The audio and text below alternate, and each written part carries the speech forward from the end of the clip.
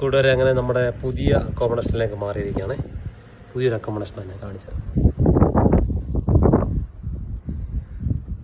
ഇതാണ് കയറുന്ന വാതിൽ.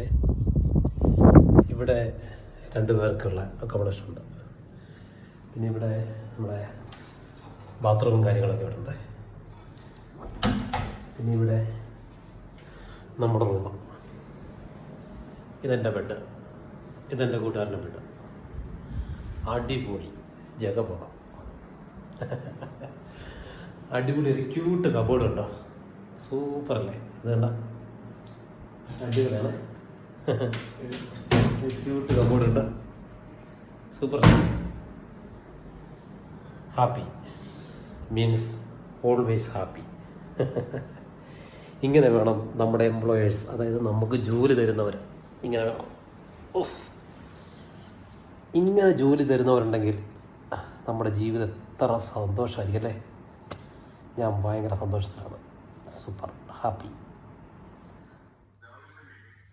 കൂട്ടുകാരെ, പ്രാർത്ഥനയിൽ നമ്മുടെ തൊഴിൽ ദാതാവിനെ തീർച്ചയായിട്ടും നമ്മൾ ഓർമ്മിക്കണം.